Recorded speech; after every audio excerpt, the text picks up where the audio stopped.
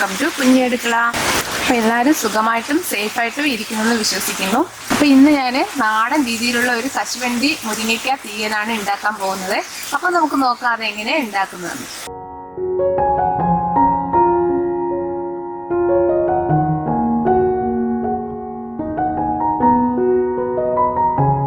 അപ്പോൾ ഈ ഒരു തീയലിന് വേണ്ടിയിട്ട് ഞാൻ ഒരു 150 ഗ്രാം അണ്ടിപ്പരിപ്പ് എടുത്തിട്ടുണ്ട്. അപ്പോൾ ഈ അണ്ടിപ്പരിപ്പ് നമ്മൾ കറി വെക്കുന്നതിന് മുമ്പേ ചെറു ചൂടുവെള്ളത്തിൽ ഒന്ന് കുതിർത്ത് വെക്കണം. അപ്പോൾ ഈ അണ്ടിപ്പരിപ്പിൽ കറയൊക്കെ ഉണ്ടെങ്കിൽ ഈ ചൂടുവെള്ളം ഒഴിക്കുമ്പോൾ ആ കറയൊന്ന് പോയി കിട്ടുകയും ഈ പരിപ്പ് നല്ല സോഫ്റ്റ് ആവുകയും ചെയ്യും. നമ്മൾ കറി വെക്കുന്നതിന് ഒരു അരമണിക്കൂർ മുമ്പേ ഇതൊന്ന് കുതിർത്ത് വെക്കണം. അപ്പം ഞാൻ അങ്ങനെ കുതിർത്ത് വെച്ചിരിക്കുകയാണ്. ഇപ്പം ഇത് 150 ഗ്രാം പരിപ്പുണ്ട്. ഇപ്പം പരിപ്പിന് അളവൊന്നുമില്ല, നിങ്ങളുടെ ഇഷ്ടത്തിന് കൂട്ടുകയോ കുറയ്ക്കുകയോ എന്ന് വേണേലും ചെയ്യാം. പിന്നെ ഞാൻ ഇതിൻ്റെ കൂടെ ചേർത്ത് കൊടുക്കുന്നത് മുരിങ്ങയ്ക്കായാണ് കേട്ടോ. അപ്പം മുരിങ്ങയ്ക്ക ഇതേപോലെ നടുകെ കീറിയ മുരിങ്ങയ്ക്കയാണ്. പിന്നെ അതിൻ്റെ കൂടെ ഒരു 2-3 പച്ചമുളകും കൂടെ ഇട്ടിട്ടുണ്ട്. പിന്നെ അടുത്തത് നമ്മൾ ചെറിയ ഉള്ളി, സവാള ചേർക്കരുത് കേട്ടോ. ചെറിയ ഉള്ളി ഇതേപോലെ ചെറുതായിട്ട് തീയലിനൊക്കെ അരിയില്ലേ അതേപോലെ അരിഞ്ഞെടുത്തതാണ്. ചെറിയ ഉള്ളി ഒരു 25-30 ചെറിയ ഉള്ളിയോളം ഉണ്ട്. അപ്പോൾ ഇതെല്ലാം നിങ്ങളുടെ കറിയുടെ ക്വാണ്ടിറ്റിക്ക് അനുസരിച്ച് മാറ്റങ്ങൾ വരുത്താം. പിന്നെ നമുക്ക് തീയലിന് ആവശ്യത്തിനുള്ള തേങ്ങ അതേപോലെ തന്നെ നിങ്ങൾക്ക് കറി എത്രയാണ് വേണ്ടുന്നതിനനുസരിച്ച് തേങ്ങ കൂട്ടിയോ കുറയ്ക്കുകയോ ചെയ്യാം. ഇത് നല്ല ഒരു മുറി തേങ്ങയാണ് ഞാൻ എടുത്തിരിക്കുന്നത്. തേങ്ങ എടുക്കുമ്പോൾ നല്ല ഉണങ്ങിയ തേങ്ങ നോക്കി എടുക്കുകയും വേണം. അതേപോലെ തന്നെ തിരുമുമ്പോൾ നല്ല ചെറിയ പീരയായിട്ട് തിരുമെടുക്കുകയും വേണം. അപ്പോൾ ആദ്യം നമുക്ക് ഈ തേങ്ങ നന്നായിട്ടൊന്ന് വറുത്തെടുക്കാം. അപ്പം ഞാൻ തേങ്ങ വറുക്കാനായിട്ട് സ്റ്റൗവിൽ വെച്ചിട്ടുണ്ട്. അപ്പം ഇത് നന്നായിട്ട് വറുത്തെടുക്കണം കേട്ടോ. ഇതിൻ്റെ തേങ്ങയുടെ വെള്ളനനവൊക്കെ ഒന്ന് വറ്റുമ്പോൾ ഇതിലേക്ക് നമുക്ക് കുറച്ച് വെളിച്ചെണ്ണ ഒഴിച്ചു കൊടുക്കാം. അതേപോലെ തന്നെ ഉലുവാപ്പൊടി ഒന്നും കയ്യിലില്ല എങ്കിൽ ഇപ്പം ഈ തേങ്ങ വറുക്കുന്നതിൻ്റെ കൂട്ടത്തിൽ 1/4 ടീസ്പൂണ് ഉലുവ ഇതിലേക്ക് ചേർത്ത് കൊടുത്ത് അതും കൂടെ ഒന്ന് വറുത്തെടുക്കണം. പൊടി ഉണ്ടെങ്കിൽ ലാസ്റ്റ് നമുക്ക് പൊടി ചേർത്ത് കൊടുത്താൽ മതി. അപ്പൊ കരിഞ്ഞു പോകരുത്. ഒരു മീഡിയം ടു ലോ ഫ്ലെയിമിൽ ഇട്ടിട്ട് തേങ്ങ നന്നായിട്ട് ഒരേപോലെ തന്നെ വറുത്തെടുക്കുക. ഇതിന്റെ തേങ്ങയുടെ വെള്ളമൊക്കെ ഒന്ന് വറ്റി വന്നിട്ടുണ്ട്. ഇതിലേക്ക് നമുക്ക് കുറച്ച് വെളിച്ചെണ്ണ ഒന്ന് ചേർത്ത് കൊടുക്കാം. വെളിച്ചെണ്ണ തന്നെ ഒഴിക്കണം കേട്ടോ. അപ്പൊ തേങ്ങ ഒന്ന് എളുപ്പം മൂത്ത് കിട്ടാൻ വേണ്ടിയിട്ടാണ് നമ്മൾ ഈ വെളിച്ചെണ്ണ ഇതിലേക്ക് ചേർത്ത് കൊടുക്കുന്നത്. ഇനി ഇത് നന്നായിട്ട് നമുക്ക് വറുത്തെടുക്കാം. ഇപ്പം നമ്മളുടെ തേങ്ങ നന്നായിട്ട് മൂത്ത് വന്നിട്ടുണ്ട്. ഇതാ ഈ ഒരു പാകത്തിന് മൂപ്പിച്ചെടുക്കുക, കരിഞ്ഞു പോകരുത്. ഇനി നമുക്ക് ഇതിലേക്ക് പൊടികൾ ചേർത്ത് കൊടുക്കാം. ഇപ്പൊ ഞാൻ ഒരു 1.5 ടീസ്പൂൺ മുളക് പൊടിയാണ് ചേർത്ത് കൊടുത്തിരിക്കുന്നത്.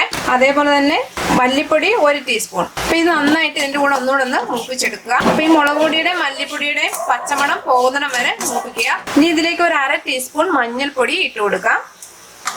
അപ്പൊ പൊടി ഇടുമ്പോഴും ലോ ഫ്ലെയിമിൽ വെച്ച് കൊടുത്തിട്ട് വേണം പൊടി ഇട്ട് കൊടുക്കാൻ. ഇപ്പൊ സ്റ്റൗ ഓഫ് ചെയ്യാം. ഓഫ് ചെയ്തതിന് ശേഷം കുറച്ചു നേരം ഇതേപോലെ നന്നായിട്ട് ഇളക്കി കൊടുക്കണം. ഇപ്പൊ ഇളക്കി കൊടുത്തില്ലെങ്കിൽ ചീനച്ചട്ടിയുടെ ചൂടുകൊണ്ട് തേങ്ങ കരിഞ്ഞു പോകാൻ ചാൻസ് ഉണ്ട്. അതുകൊണ്ട് കുറച്ചു നേരം ഒന്ന് ഇളക്കി കൊടുത്തുകൊണ്ടേ ഇരിക്കുക. ഇനി നമുക്ക് ഈ തേങ്ങ വേറൊരു പാത്രത്തിലേക്ക് മാറ്റിയിട്ട് നമുക്ക് ഉള്ളിയെല്ലാം ഒന്ന് വഴറ്റിയെടുക്കാം. അപ്പൊ ഞാൻ തേങ്ങ വറുത്ത അതേ ചീനച്ചട്ടിയിൽ തന്നെ വെളിച്ചെണ്ണ ഒഴിച്ചു കൊടുക്കുകയാണ്. ഇപ്പൊ നമ്മുടെ ഉള്ളി മുരിങ്ങയ്ക്ക എല്ലാം ഒന്ന് വഴറ്റിയെടുക്കാൻ ആവശ്യത്തിനുള്ള വെളിച്ചെണ്ണ ഒഴിച്ചു കൊടുക്കുക. ഒരു 2-3 ടീസ്പൂൺ വെളിച്ചെണ്ണ ഞാൻ ഒഴിച്ചു കൊടുത്തിട്ടുണ്ട്. ഇതിലേക്ക് നമുക്ക് കടുക് ഇട്ട് കൊടുക്കാം. അപ്പൊ കടുക് പൊട്ടിയതിലേക്ക് നമുക്ക് ഒരു 2-3 വറ്റൽമുളകും കൂടെ ഒന്ന് ഇട്ട് കൊടുക്കാം. ഇതിലേക്ക് നമുക്ക് ഈ ചെറിയ ഉള്ളി ചേർത്ത് കൊടുക്കാം.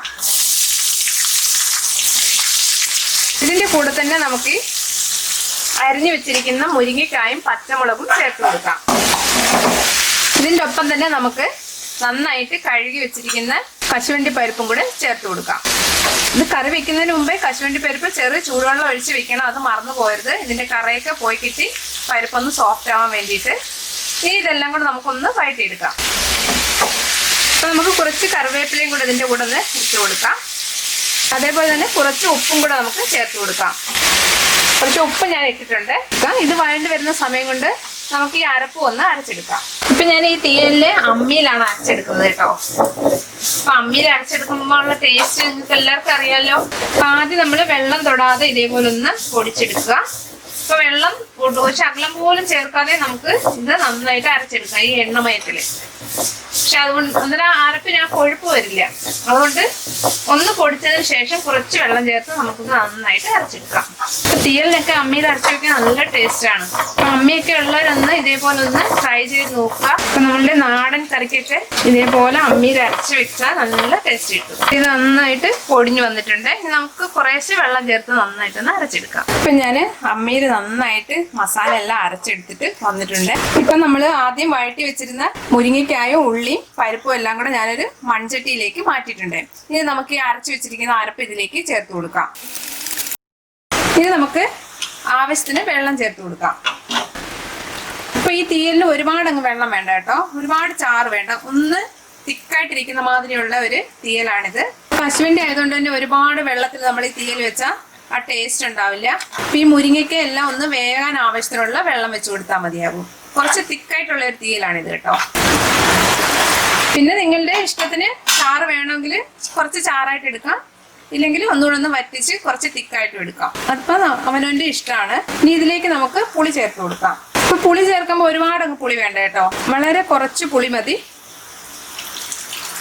അപ്പൊ ഞാൻ ആവശ്യത്തിന് പുളിവെള്ളം ഇതിലേക്ക് ചേർത്ത് കൊടുത്തിട്ടുണ്ട്. അപ്പൊ ഞാൻ കുറച്ച് വെള്ളം കൂടി ഇതിലേക്ക് ചേർത്ത് കൊടുക്കുകയാണ്, ചാറൊക്കെ ഒന്ന് വെന്ത് വറ്റി വരാൻ വേണ്ടിയിട്ട്. അപ്പൊ ഇത്രയും വെള്ളം മതിയാകും. ഇനി നമുക്ക് ആവശ്യത്തിനുള്ള ഉപ്പിട്ട് കൊടുക്കാം. അപ്പൊ ആദ്യം നമ്മൾ കുറച്ച് ഉപ്പിട്ടിട്ടുണ്ടായിരുന്നു ഉള്ളി വഴറ്റുമ്പോൾ, അപ്പൊ അത് നോക്കിയിട്ട് കുറച്ച് ഉപ്പും കൂടി ഇതിലേക്ക് ഇട്ട് കൊടുക്കാം. അപ്പൊ ഞാൻ മൊത്തം 1 കപ്പ് വെള്ളം ഞാൻ ഇതിലേക്ക് ചേർത്ത് കൊടുത്തിട്ടുണ്ട് കേട്ടോ. അപ്പൊ നിങ്ങളുടെ ചാറിനനുസരിച്ചുള്ള വെള്ളം ചേർത്ത് കൊടുത്താൽ മതി. ഇത് നമുക്കിത് അടുപ്പിലേക്ക് വെക്കാം. അപ്പൊ ഞാനിത് വിറകടുപ്പിലാണ് വെക്കാൻ പോകുന്നത്. നിങ്ങൾക്ക് സ്റ്റൗവിൽ വേണമെങ്കിൽ വെച്ച് വേവിച്ചെടുക്കാം.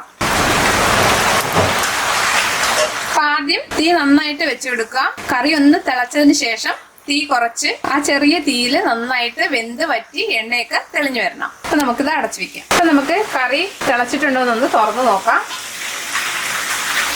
അപ്പൊ നന്നായിട്ട് തിളച്ചു വന്നിട്ടുണ്ട്. അപ്പൊ ഇനി നമുക്ക് ഇതിലേക്ക് കുറച്ച് ഉലുവാപ്പൊടി ചേർത്ത് കൊടുക്കാം കേട്ടോ. വളരെ കുറച്ച് ഉലുവാപ്പൊടി മതി. ഒരു 2 നുള്ളു ഉലുവാപ്പൊടി ഇതിലേക്ക് ഇട്ട് കൊടുക്കാം. പൊടി ഇല്ലെങ്കിൽ ഒന്ന് കടുക് വറക്കുമ്പോൾ അതിലേക്ക് കുറച്ച് ഉലുവ ഇട്ട് കൊടുക്കാം, ഇല്ലെങ്കിൽ തേങ്ങയുടെ കൂടെ വറുത്തെടുക്കാം. ഒന്ന് മിക്സ് ചെയ്ത് കൊടുക്കാം. ഇപ്പൊ ഉപ്പും പുളിയൊക്കെ ഒന്ന് നോക്കുക, വേണമെങ്കിൽ ഉപ്പോ പുളിയോ ചേർത്ത് കൊടുക്കാം. ഇപ്പൊ നന്നായിട്ട് തിളച്ചിട്ടുണ്ട്. ഇനി നമുക്ക് തീ വളരെ കുറച്ചിട്ടിട്ട് എണ്ണ തെളിയുന്നിടം വരെ ഒന്ന് വേവിച്ചെടുക്കാം. നമ്മളുടെ തീയിലെല്ലാം നല്ല വറ്റി എണ്ണയൊക്കെ നല്ല തെളിഞ്ഞു വന്നിട്ടുണ്ട്. ഈ ഒരു പാകം മതിയാകും. ഇനി ഇരുന്ന് ഒന്നുകൂടെ ഒന്ന് വറ്റി വരും. ഇനി നമുക്ക് അടുപ്പിൽ നിന്ന് മാറ്റാം. അപ്പൊ നമ്മളുടെ ടേസ്റ്റി ആയിട്ടുള്ള കശുവണ്ടി മുരിങ്ങയ്ക്ക തീയൽ റെഡി ആയിട്ടുണ്ട്.